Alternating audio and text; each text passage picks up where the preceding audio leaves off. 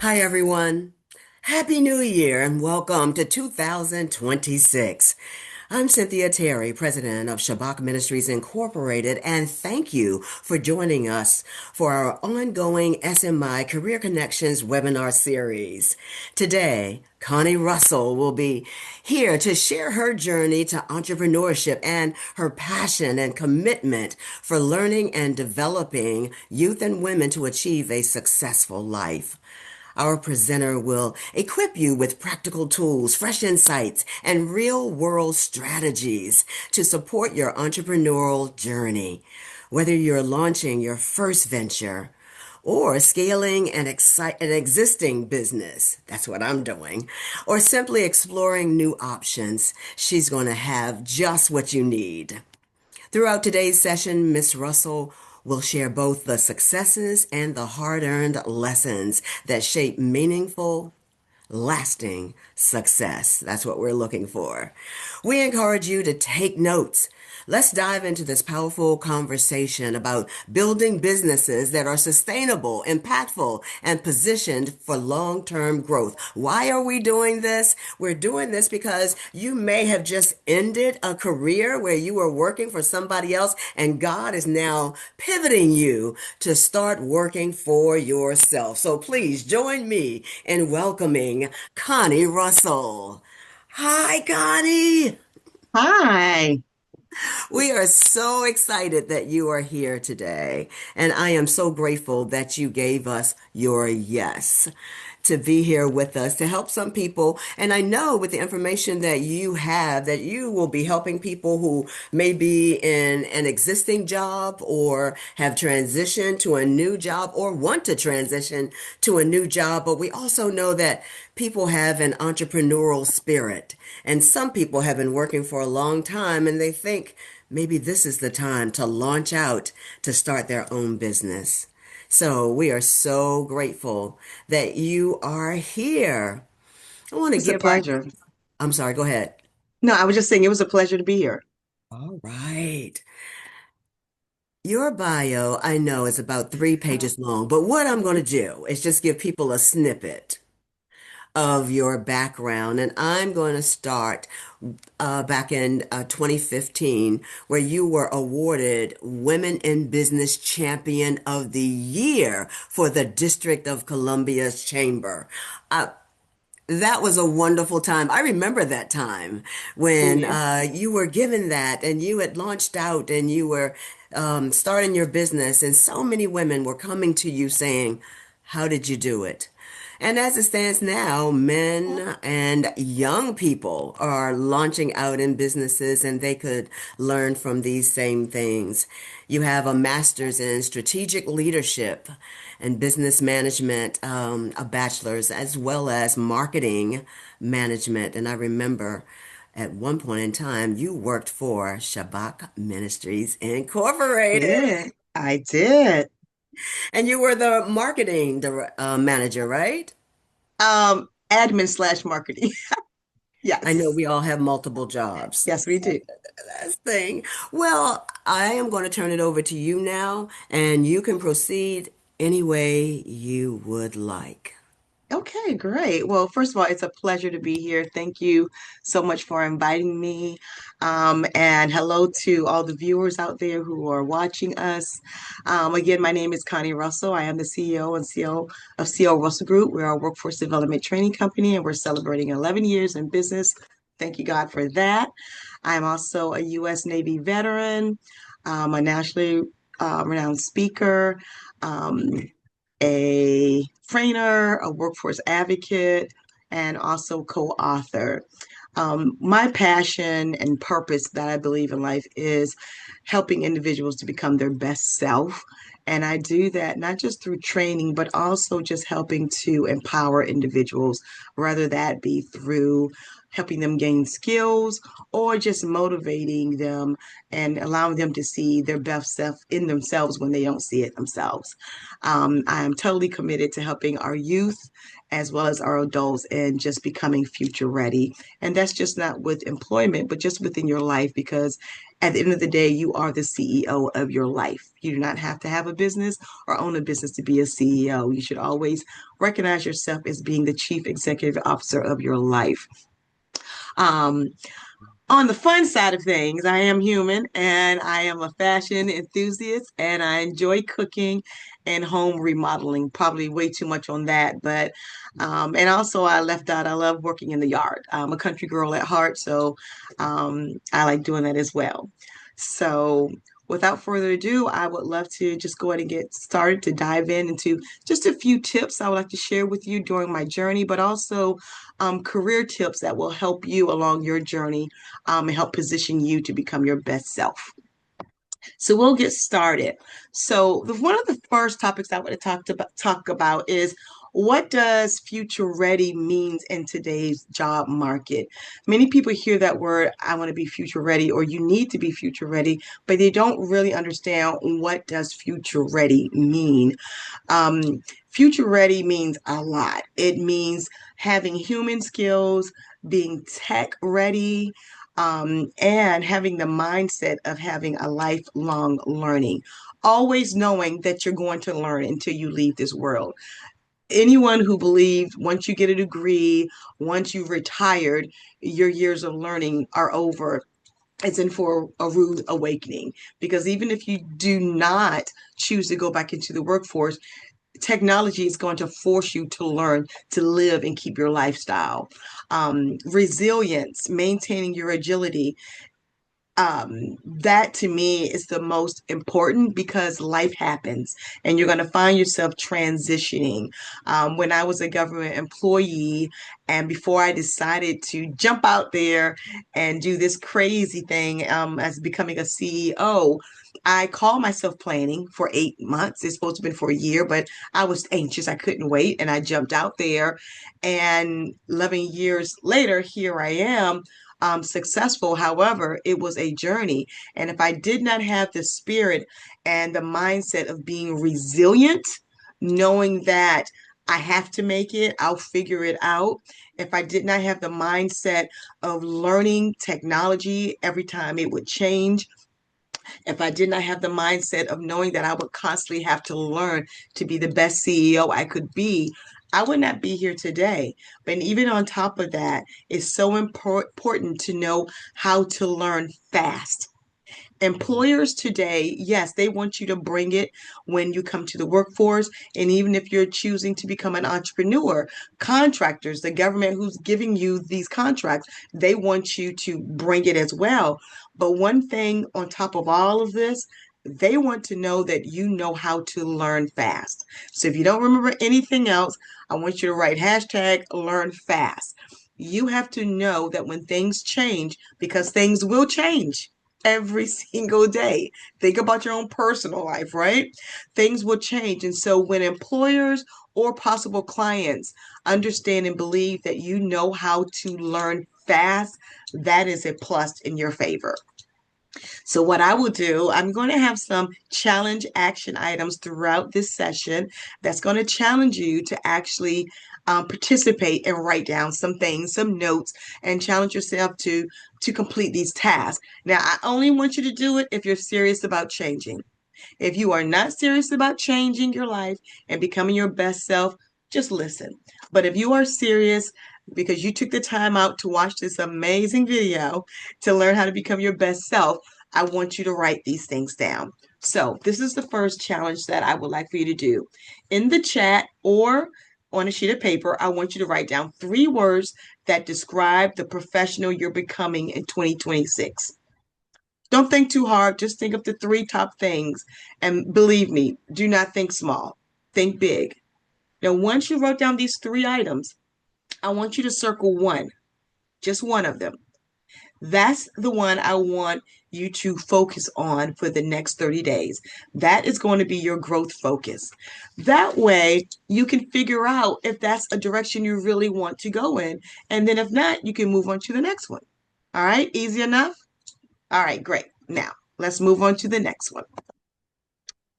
Top skills. So the buzz is always every year, every new year. What are the skills that I need for this new year?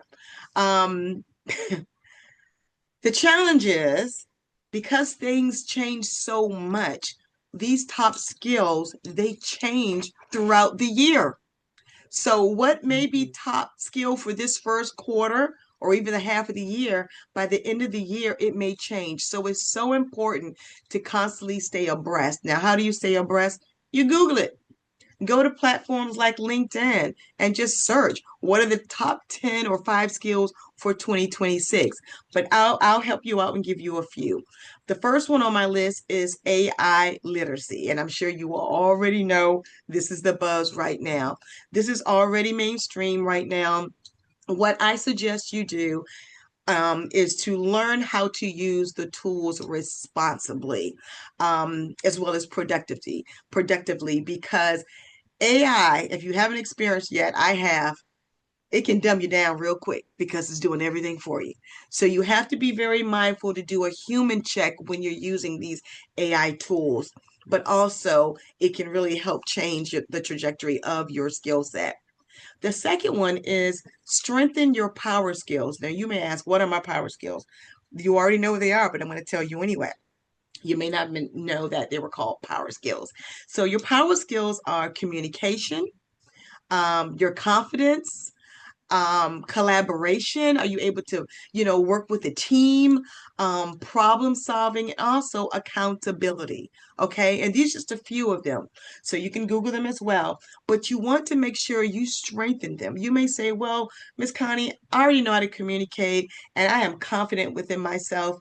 Trust me when I say you're going to have an experience where someone is going to try to knock down your confidence and someone's going to speak a lingo or some type of terminology that you're not familiar with. And you want to make sure you know how to communicate effectively. Even communicating to them, you have no idea what they're talking about, but you want to communicate that effectively. So you can always upgrade and upskill your communication skills as well.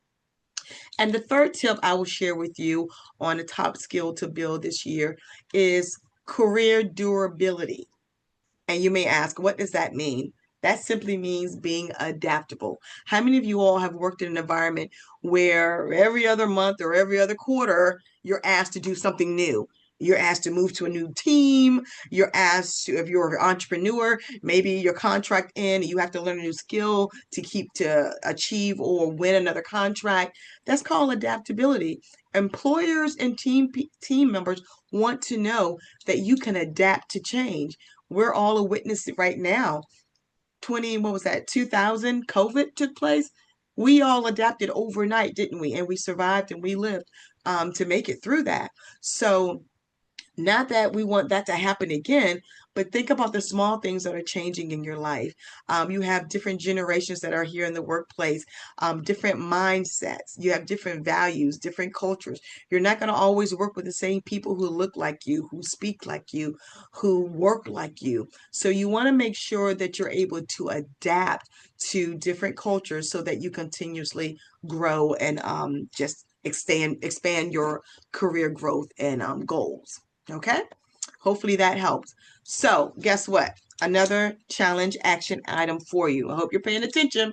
All right, so this one is I want you to pick one power skill and one tech or AI skill that you will build this month. You can drop it in the chat, like I shared with you, or you can write it down on your note. And you can write it like, my power skill is, let's say, communication. Plus, you want maybe you want to learn how to use Chat GPT more effectively. Okay, so that is your challenge for this month. I want you to identify a power skill and a tech skill that you're going to learn for this month. Okay, so that's your second challenge. All right, let's keep it moving. And if I'm moving too fast, or too slow, just let me know. Okay. Let's see. The third tip I would like to share with you is choosing your career path. Now, I can raise my hand to that. I remember being an employee in my lifetime, and I knew what my passion was. I knew what my purpose was, but the career path would drive me crazy sometimes. I didn't know what direction I wanted to go in. Can any of you all relate to that? Right? Sometimes that can be challenging because you may be someone who's blessed with several skill sets, or you're just creative and you can just go with the flow, but you feel like you're all over the place and you're trying to find direction. One thing that I will share with you that helped me in my career is start with your interest, things that you know you're interested in, and your strengths. Do not lock yourself into job titles. A job title will lock you in and kill you.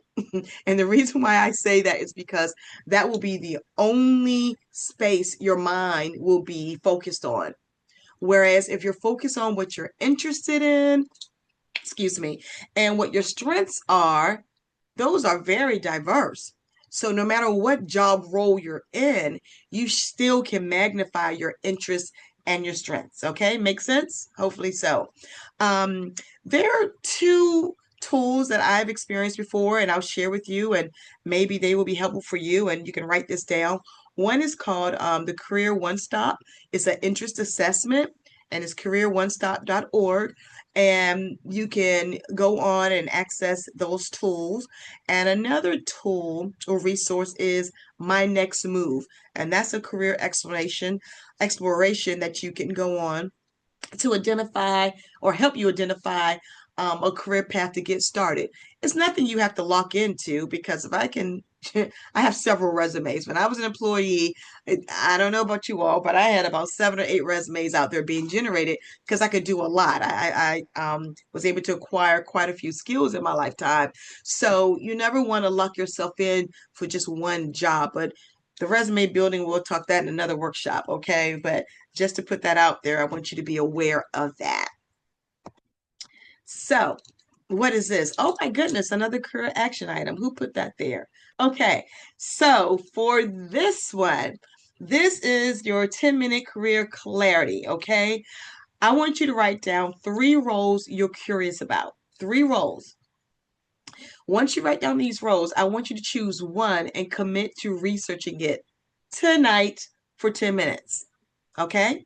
Tonight. These are only for the people who want to change their life and just become their best self, okay? This is what it takes. Everyone wants to be successful, everyone wants to be a winner, everyone wants to be killing it, right? But you don't want to do the work, all right? So this is what we're going to do. Tonight for 10 minutes, I want you to research those 3 roles. And then on top of that, I want you to also identify what is the salary range for these roles and the 2 top required skills. Now, why do you want to know the salary? You have a lifestyle you're trying to maintain or improve. Can I get an amen? So there's no need of job searching for a job that doesn't even pay the salary that you know you need for a lifestyle. You may have a family, you may not have a family, you just want to live a fabulous life, okay? So you want to make sure whatever career or job title you are researching, it's aligned to meet your salary. And if it doesn't, what can you do to make it meet your salary? Because what you don't want to do is get stuck in a career or a job role and there is no outlook for advancement and you find yourself stuck. Okay. So hopefully that helps. And I can't wait. Hopefully, I'll get some feedback from some of you all in the future about what you discovered tonight. Okay. Not tomorrow, tonight.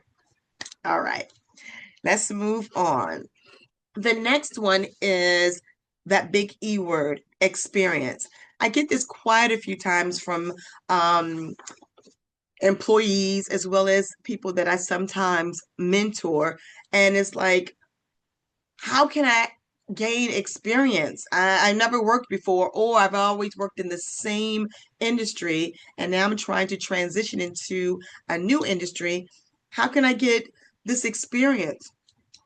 Well, one way that you can get this experience is job shadowing, asking someone to job shadow them, work on a special project, and volunteer. Now, I will say about the V word, volunteer. Before you just go out there and volunteer anywhere just to get experience, make it relevant. Okay. Make sure you're volunteering to um, receive the type of skill set or experience that's actually going to benefit the job that you're going after. Okay. I'll share with you real quickly when I was a government employee, and I'm kind of competitive, I guess you could say. I wanted to make money, okay? And so I would follow the individuals, the supervisors, the leaders, the directors who were making the money, and I wanted to know, what are they doing? What are they doing? What do I need to do? So I just had to become bold and ask directors, hey, I want to be in your shoes one day. What do I need to do? Sometimes all it takes is just asking someone, do you mind sharing with me how you learned that skill? Or how did you get this position? What does it take? Because you may find out you don't really want it because there's a lot of responsibility, right? But if it's not the case, many times I find in my experience, mentors and people in leadership roles, they do not mind sharing how they got to where they are. That's like their give back, as long as you take advantage of that. And don't ask someone to shadow them or volunteer and you don't show up and you're not bringing your best self, because now it's not a win-win. You want to make it a win-win for both of them. And so that's one thing that I would share with you. But in addition to that, build a proof of skills portfolio. I don't care if you've been a babysitter all your life, a homemaker, if you've been an executive, if you've been an entrepreneur. Make sure you have a proof of skills portfolio. What does that look like? That looks like examples of things that you worked on, projects you worked on, the skills you've acquired, your accomplishments. Because what will kill you is when someone asks you, why should I hire you? Or why should I refer you? Now you have this list of your skills in your portfolio. Well, this is why. I am great at communication. I've I've printed or I've developed five case studies in the past 5 years that won an award, or I'm great at typing. Whatever whatever it is, okay. Just make sure you can show your receipts, okay, that you can bring it to the table. Consider apprenticeships. Apprenticeship is Connie, yes. really quickly, can I just say I love that last point. I love the last point because our young people have a tendency to chase money. Okay. And chasing money is one thing, but not having the skill set for the money that you're chasing is totally different. So, I'm glad that you're saying that number one, you make sure that they know what their skills are Mhm. and what they are really create how they were created to do certain things, but this six-figure or seven-figure job that you really want, you don't have the skill set Mhm. for. Mhm. And so I guess for some of them it's a reality check, but how can they use that proof that you were talking about where they've listed their skills and help them align with whatever that job or that business that they are trying to pursue? Sure. You would like for me to elaborate on this? Yes, please. Okay. Yes, absolutely. And that's a good thought as well. So, for individuals who are seeking a career that may be here on a level 10, and you feel as though your skill set is here on a level 3 or 4, it's going to be a how can I say that? A process. It's going to be a process getting to that level. But if that is the career that you know was meant for you, get in the game and just show up.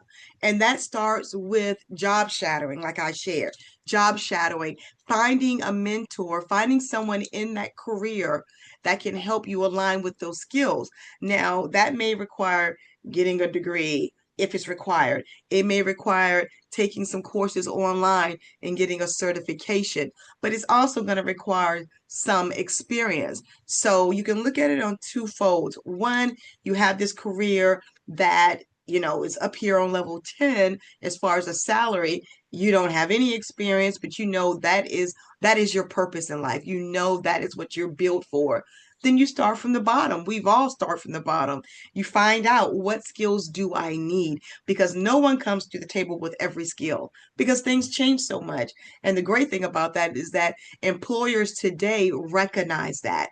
That's why many employers today aren't really demanding degrees and so many skill sets. They're looking at your experience. So you're going to have to do your homework, and you're going to have to do some work to achieve those skills to get to that position you want. However, the important thing is getting your foot in the game. Starting, if you have to start, I remember starting off as a receptionist for a job, even though I felt as though, I can do more than that. I have more skills.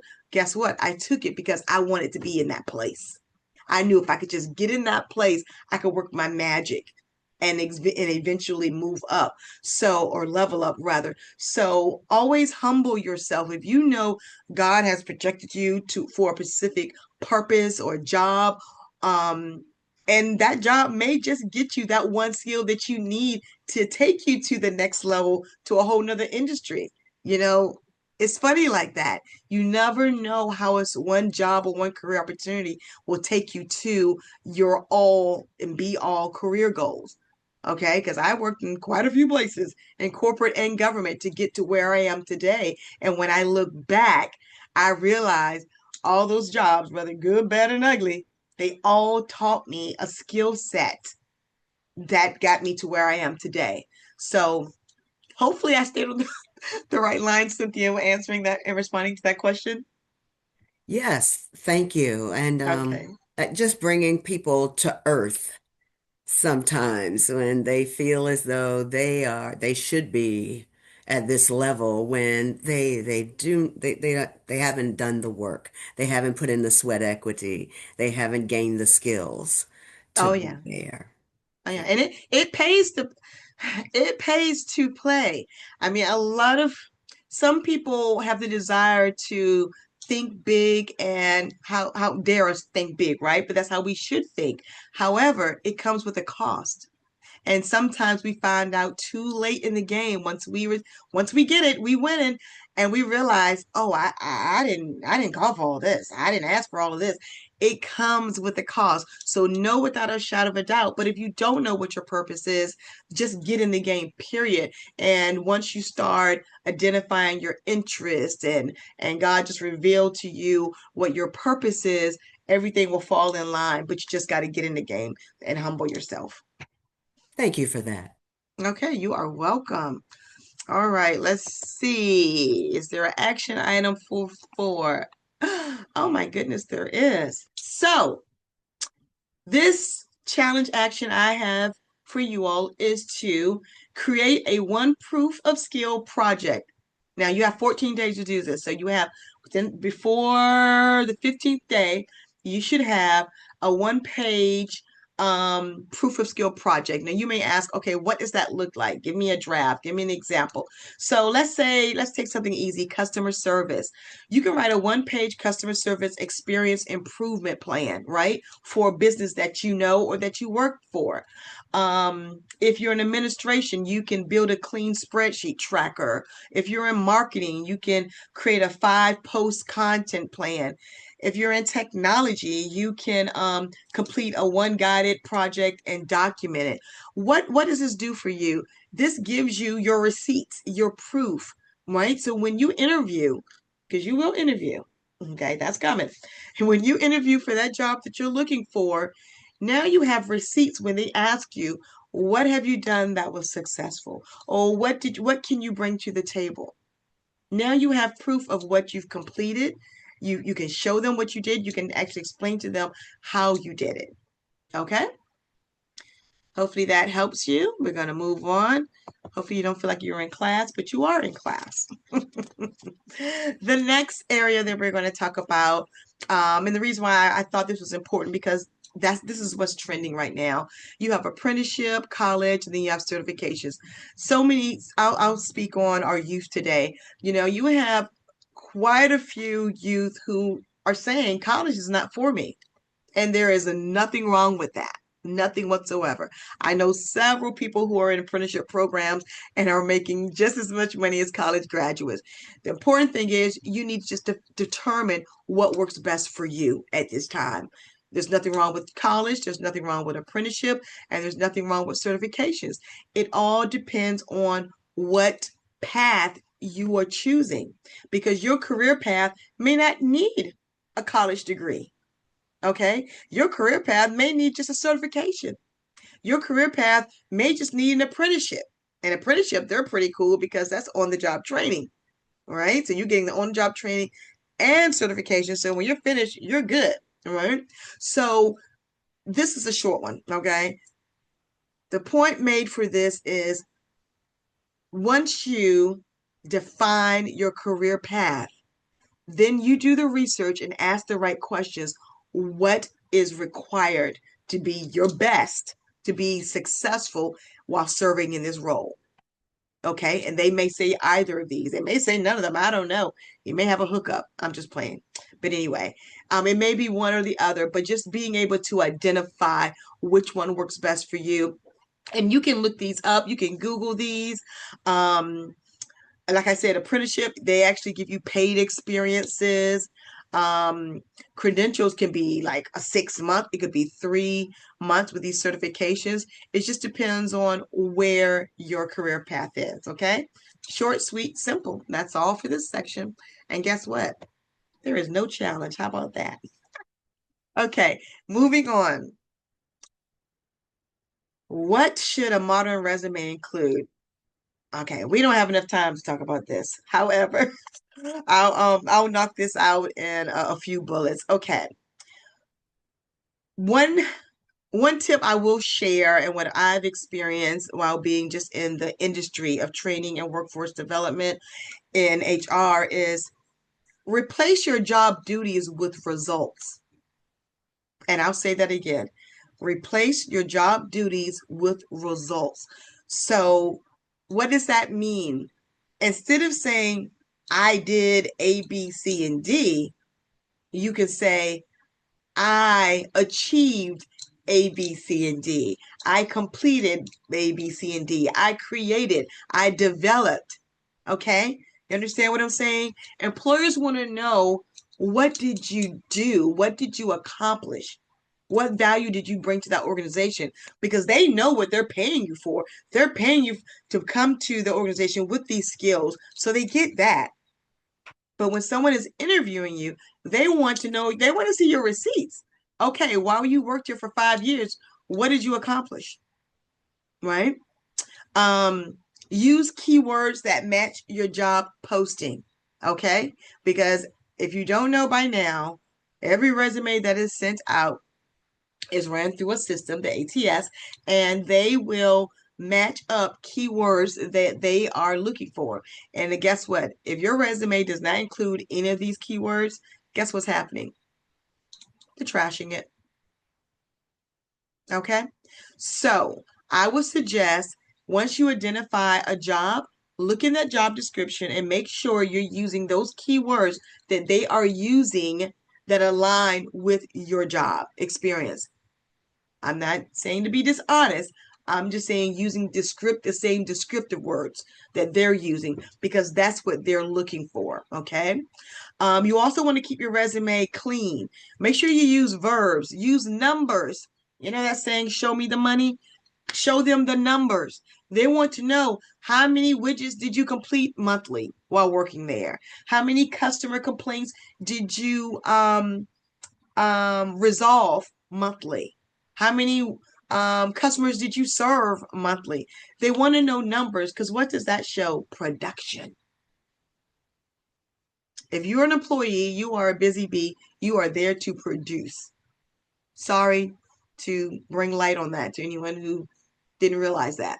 But when you are an employee, you are there to produce. So you want to make sure you are showing them the numbers, the impact. No paragraphs. I know people like to write a lot, but show bullets. Okay.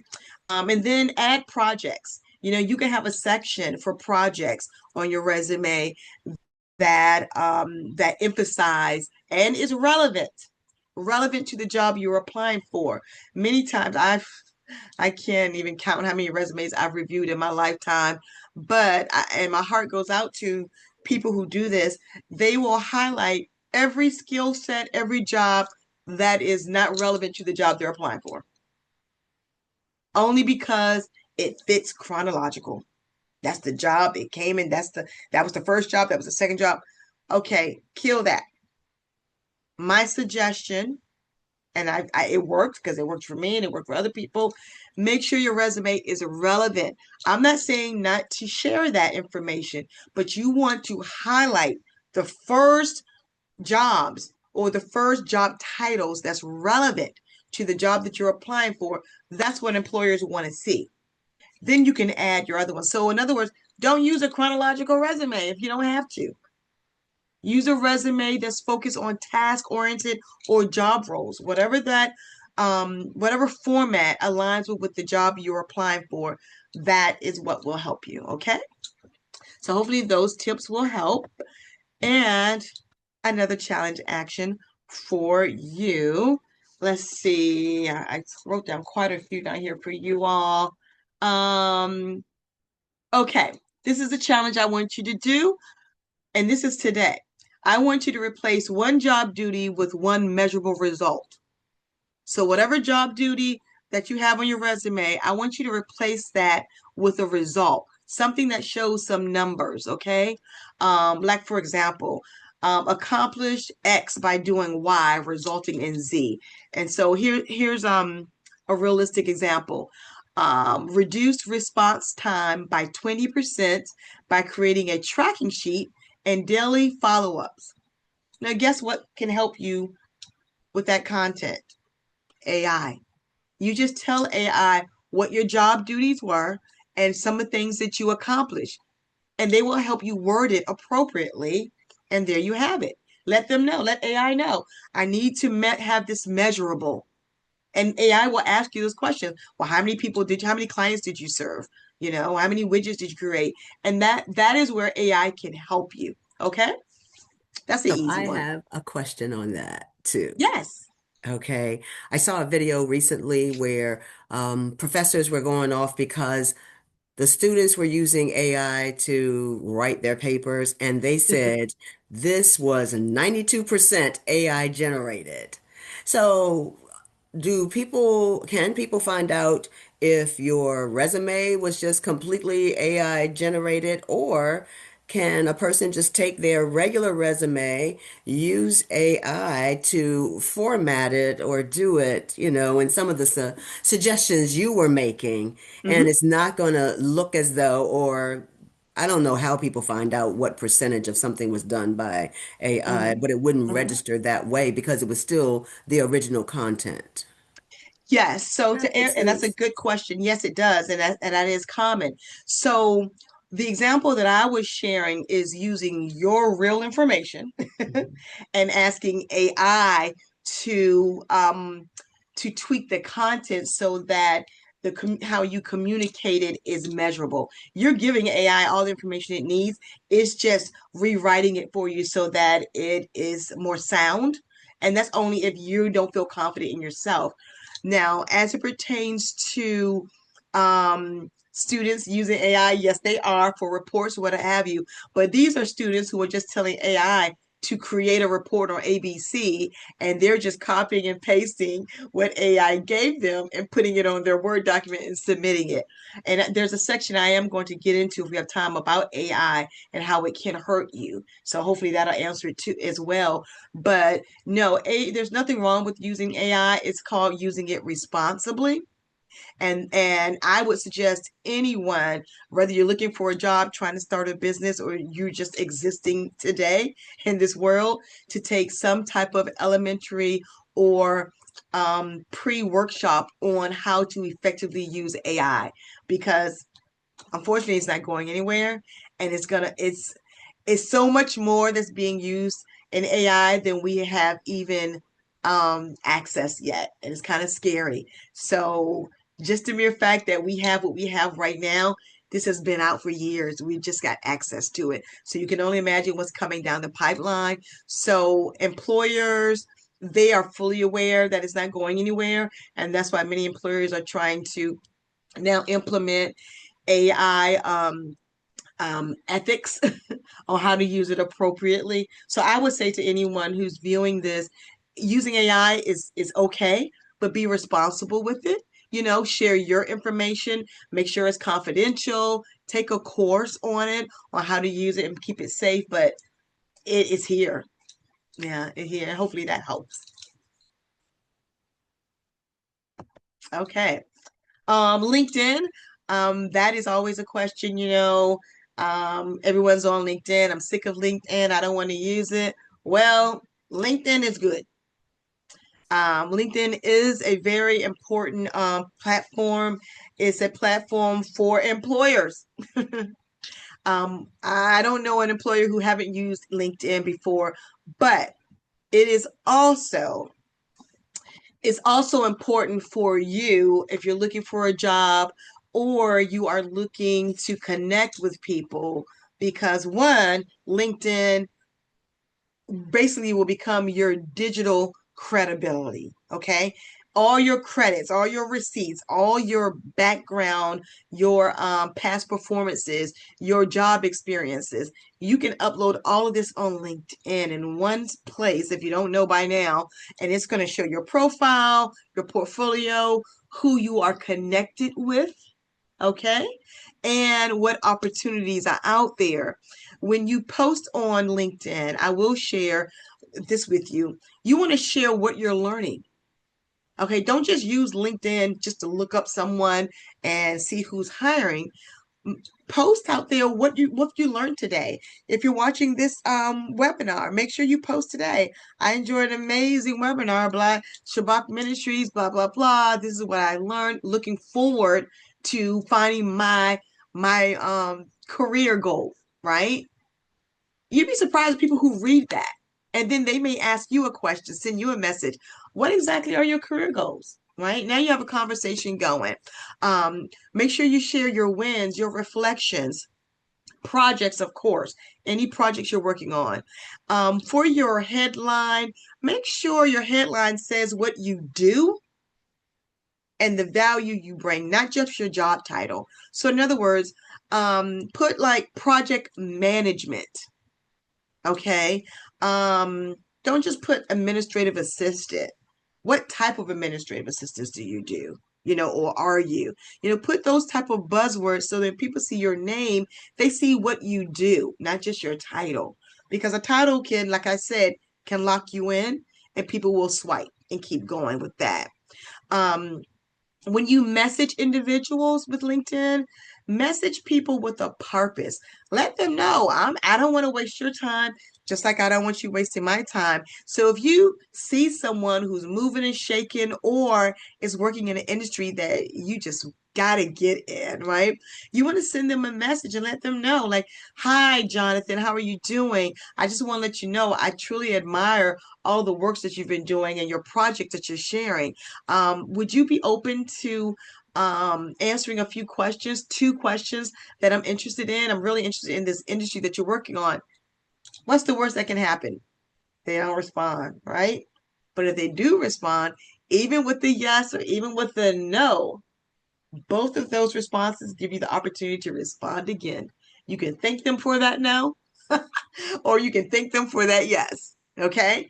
But do that just to get familiar and comfortable with communicating. That's one of the biggest challenges that I hear from employees, I'm sorry, who are seeking either a new career change or just career period. They're scared to get out there, and you have communicate, communicate, communicate. It can bring life to you or it can kill you. Okay. So that's the big gist I would say about LinkedIn. Yes, LinkedIn is very important. If you're not on LinkedIn, employers are going to wonder why.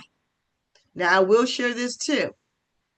Do not use your good government name on any other social platform like Instagram, Facebook, and those other things where you're sharing all about your personal life and use that same name on LinkedIn. Because take it from me, from HR, we do Google and search you. We will search all phases of your names. If you use a nickname, we will search that. We want to know the company you keep. That's the realistic of it, okay? The reality of that. So make sure you note that as well. All right. So let's see, what do we have for LinkedIn? I would say for your, hmm, let's see. For LinkedIn, this would be your challenge. Before the end of the week, okay, I want you to do the LinkedIn, I would call it the Power Three. I want you, one, to update your headline. So whatever you have under your name, I want you to change that. Change that so that it reads what you do, okay? Then I want you to add 3 new skills. Look at the skills that you've already listed, and I want you to add 3 more skills that you've acquired. Because if you're like me, you haven't updated your LinkedIn in quite some time. Matter of fact, I need to take this challenge today too. I'm gonna put it in mind. I need to do it too. Okay. And then the third one, this is if you're looking for work. I don't want anybody getting in trouble, but if you're looking for work, there's an option on LinkedIn where you can turn on with this check off, and it says open to work. Okay. That way your name will be put out there that you're looking for work. And then you can post a 2 to 3 sentence learning post about what you're building this month. Okay. So check either one of those 3 things. I know it may seem like overwhelming, but it's not, because guess what? You're trying to be your best self this year, right? So do that. I'll give you to the end of the week to try to do that. But trust me, it's going to change. You'll start getting more hits. People may start following you more.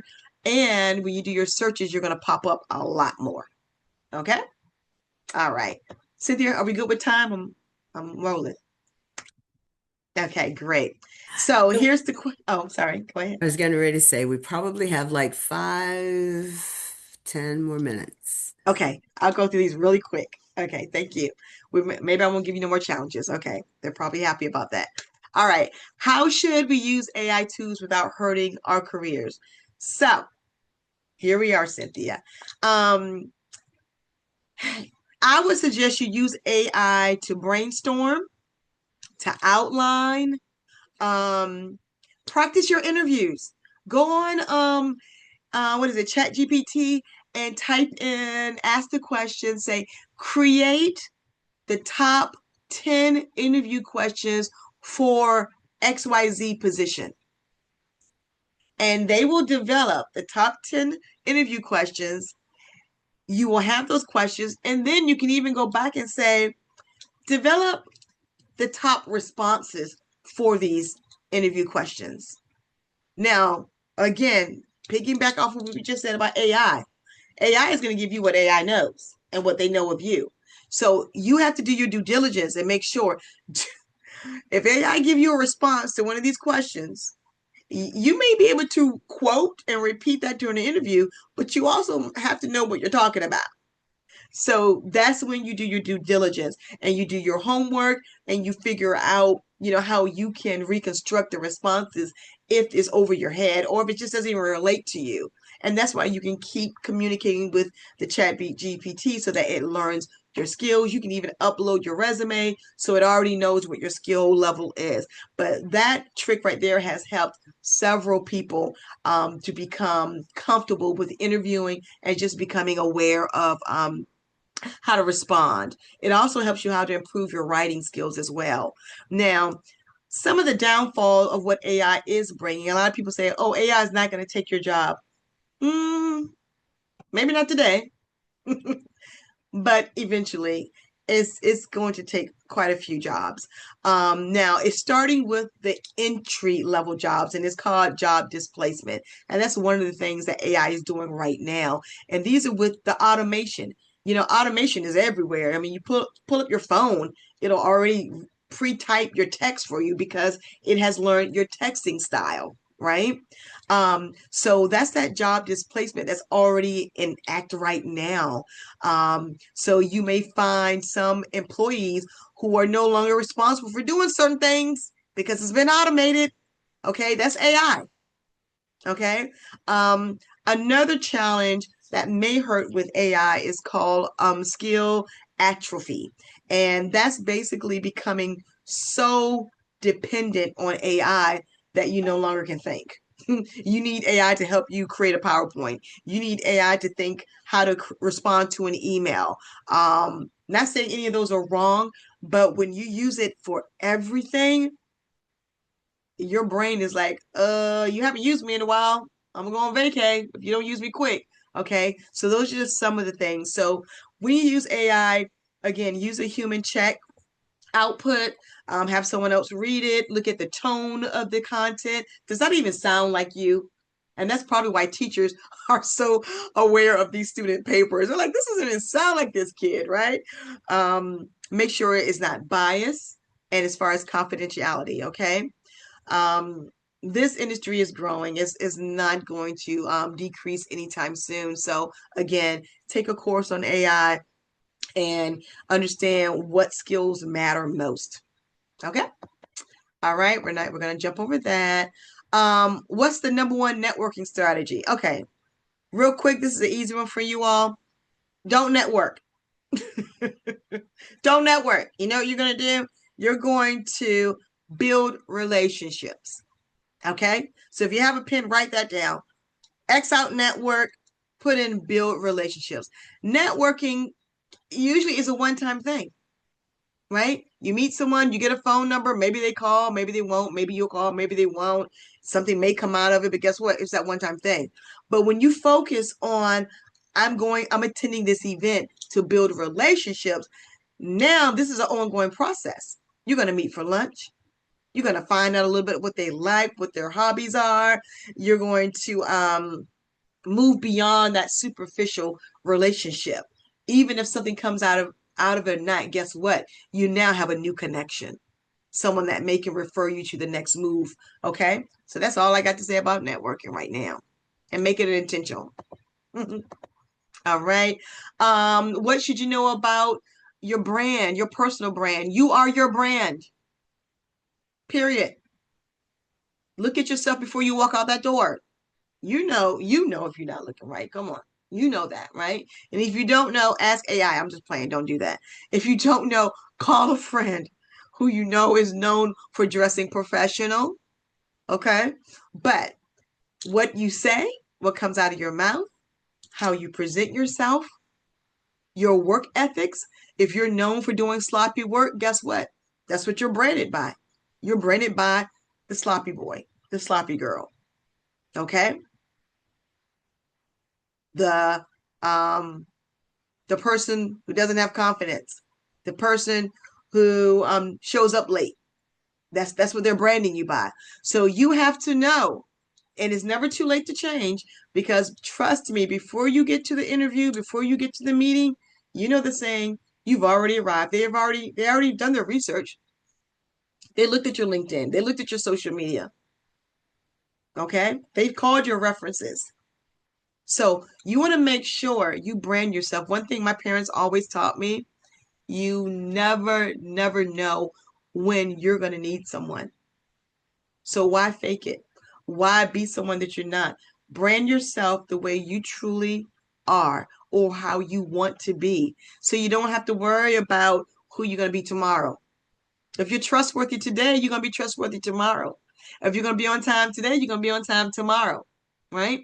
So determine today who you are, what you stand for, what you believe in, who you are, whose you are, right? Make sure you confirm all of those, and you don't have to lose sleep anymore, and people will know who you are. Okay? Enough said about that. How do you prepare for interviews in 2026? Huh. You show up for one. Don't be late. Okay. Interviews today, they're virtual, they're in person.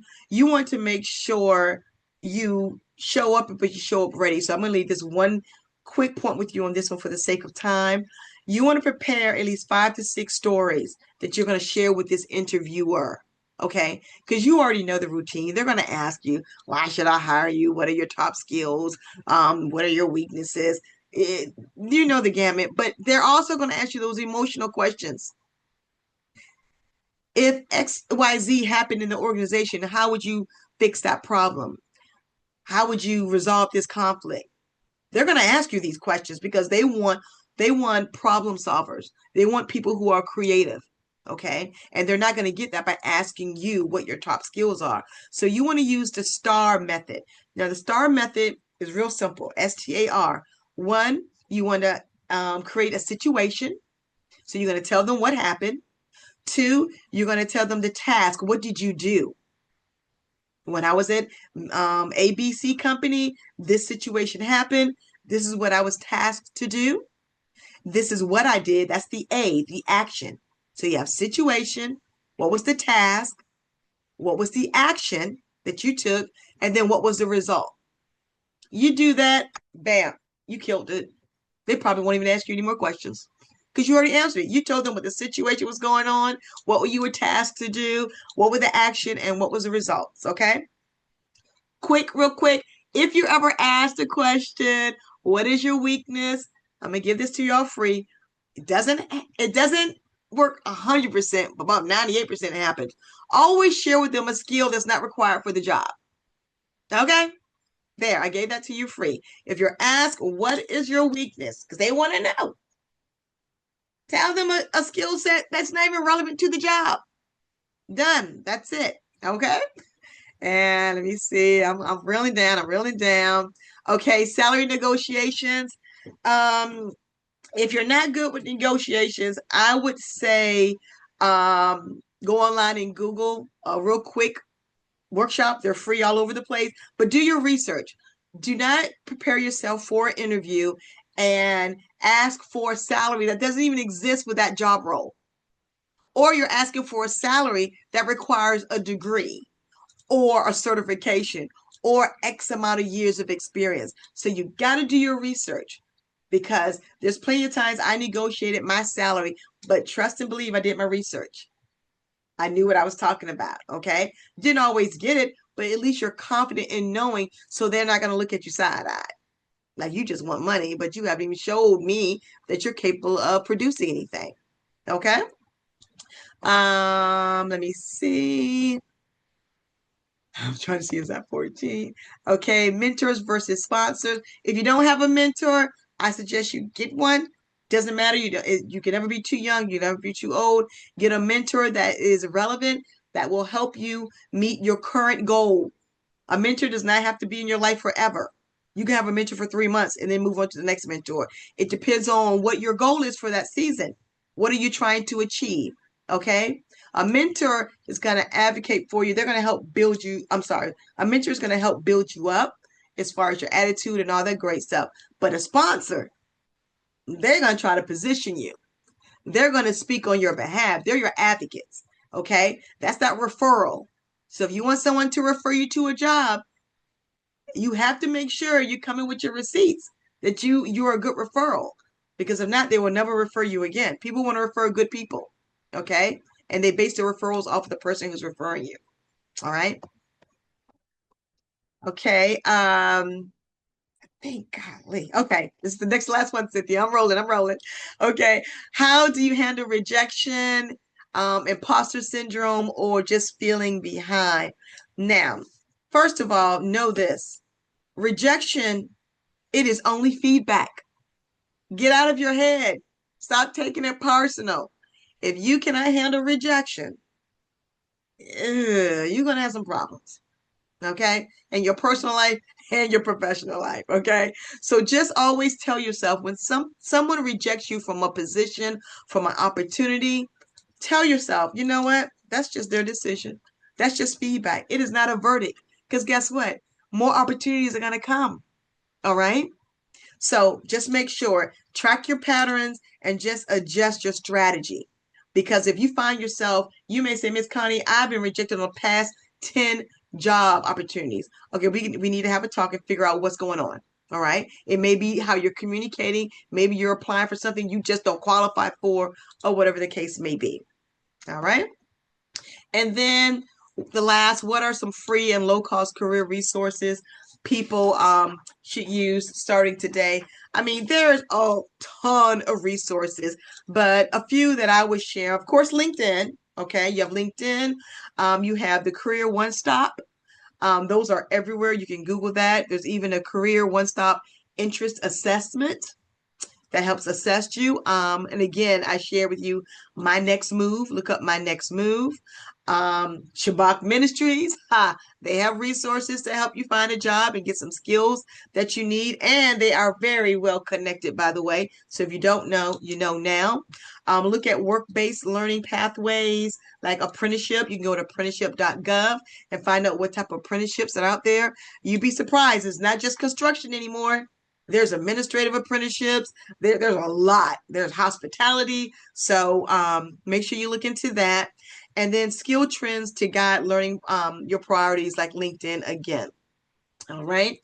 I'm so sorry I rushed to the last two, but I want to be mindful of my time. But I hope that these tips and these challenges that I shared with you were valuable and beneficial for you. And I will also share a resource guide of all of the challenges that I did go over and those that I did not go over for you to access. And it was my pleasure to be with you today. And you feel free to definitely stay connected with Connie Russell. I am on LinkedIn. Thank you so much, Cynthia Terry. Honey, you were amazing. I thank you so much for all of that valuable information, practical information, usable information. They can start on it today. So I can't thank you enough for your precious time that you have shared with us. And if anyone didn't pull, I got 10 things. I got like 8 pages written down. I'm not looking for a job, but I've got 8 pages written down. It was really, really good information, and I thank you so much for sharing it with our listeners and those who will be on the website to see this. And when you see it, please share it with someone else because everyone needs to know how to use some of this information, even if they're not looking for a job. So please, thank you so much again. I greatly appreciate your time and the valuable information that you have shared with people. I mean, it was It's my pleasure. absolutely amazing. Thank you so much. You're Thank you, welcome. those of you who are joining us. As I said before, please don't keep this to yourself. Share it with other people as well. And I pray that you will do well in 2026. Thank you, Connie. You are welcome. Thank you. Mhm.